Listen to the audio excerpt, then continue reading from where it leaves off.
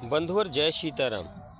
देखिए, एक बात हमेशा याद रखना है, मैं जो भी वीडियो आप लोगों तक पहुंचाता हूं या फिर पहुंचाने का पूरा प्रयास करता हूं, उसमें कहीं ना कहीं हमारे और आप लोगों के हित की बात, मतलब की बात, फ़ायदे की बात और रास्ते से भ्रमित ना होने की बात ही निकलती है, मिलती है। बंधुवर, आपने अक्सर सुना होगा कि हमारे सनातन धर्म में या फिर और भी एक आध धर्म हो सकते हैं, लेकिन पूरे विश्व में एक इकलौता हमारा ही देश भारतवर्ष, हिंदुस्तान ऐसा देश है जहाँ पर लहसुन और प्याज खाने पर पाप लगता है। विचार करिएगा।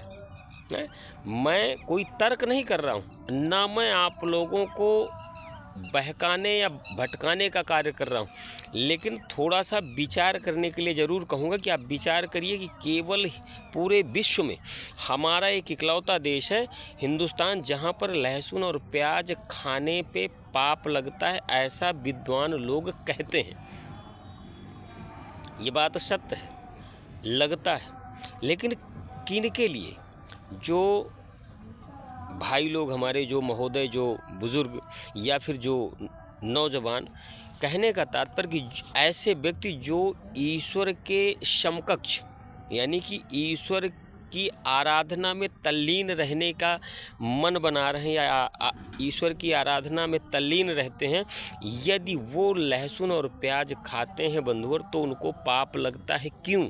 क्योंकि उनका मन पूजा अर्चना, उपासना, आराधना, संध्या वंदन इत्यादि करने में नहीं लगेगा। क्यों नहीं लगेगा? क्योंकि ये तामसी प्रवृत्ति का भोजन है। लहसुन और प्याज खाने से शरीर में तामस आता है, और जिस व्यक्ति के अंदर तामस आता है वो भजन नहीं कर सकता, वो भगवान के सानिध्य को प्राप्त नहीं कर सकता है। क्योंकि कहते हैं ना कि क्रोध सकल व्याधिन कर मूला। शरीर के अंदर, मन के अंदर, हृदय के अंदर, दिमाग के अंदर यदि क्रोध व्याप्त हो गया, वो आपको भजन नहीं करने देगा। तो ऐसे व्यक्तियों के लिए लहसुन और प्याज खाना वर्जित है, पाप लगता है, ऐसा कह दिया गया, लेकिन उनको नहीं खाना चाहिए। दूसरी बात, क्या लहसुन और प्याज खाने भर से पाप लगता है? झूठ बोलने से पाप नहीं लगता है? व्यभिचार करने से पाप नहीं लगता? अनाचार, अनैतिक कार्य करने से पाप नहीं लगता? क्या ये पाप के लक्षण या पाप के अंग नहीं हैं? यदि हैं तो बंधुवर, लहसुन और प्याज को क्यों बदनाम किया जा रहा है? स्पष्ट भी कहा जा सकता है कि आप यदि आराधना में संलग्न है, तल्लीन रहने का मन कर रहे हैं, भगवान की कृपा पर प्राप्त करना चाह रहे हैं, तो ऐसे पदार्थों का सेवन मत करिए जिनमें तामस आ रहा हो, या फिर आपकी जो कामोत्तेजना आपकी प्रबल हो रही हो, या फिर मन इधर उधर भटक रहा हो। ऐसी चीज़ों को, ऐसे पुस्तकों को, ऐसे व्यक्तियों को, ऐसी समाज से आप अलग रहिए, जो हमारे मन को, मस्तिष्क को भटका दें। ऐसी चीज़ों से दूर रहना चाहिए, कतई उनके सानिध्य में नहीं आना चाहिए, अन्यथा हम अपने पथ से भ्रमित हो जाएंगे। हमको ऐसी चीज़ों से पाप लगता है। बंधुवर, लहसुन और प्याज औषधि में भी आता है, औषधियाँ हैं ये। किसी बच्चे को नज़ला हो जाए, जुकाम हो जाए, आपको सर्दी लग जाए, आप लहसुन के 2-4 दाने आग में हल्का गुनगुना करके भूंज करके खा लीजिए, आपको फ़ायदा मिलेगा। आपको लू लग गई है, प्याज का जूस बना करके या उसका अर्क निकाल करके कच्चा ही पी जाइए, आपको फ़ायदा मिलेगा। तो ऐसे व्यक्तियों को क्या पाप नहीं लगा? नहीं लगता है, ये औषधि गुण है। लेकिन जो व्यक्ति ईश्वर के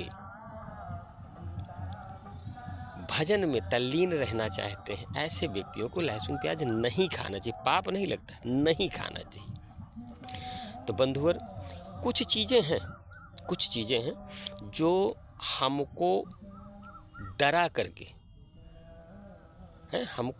करके बताई जाती हैं, चूँकि हम उन चीज़ों से परहेज कर सकें। कुछ व्यक्ति होते हैं जो निडर होते हैं, वही करते हैं जिनको हम मना करते हैं। तो थोड़ा सा उनके लिए ये अंकुश लगाएगा। किसी भाई ने कहा था कि क्या यार लहसुन प्याज खाने में पाप लगता है, हैं? आज मेरे घर में फला प्रसाद बना, उसमें लहसुन प्याज पड़ गया, क्या मैं ना खाऊं, मुझको पाप लग जाएगा? तो ऐसा नहीं, किसी को इतना नहीं डरा देना है कि वो अपना प्रसाद ही भूल जाए, भोजन ही भूल जाए।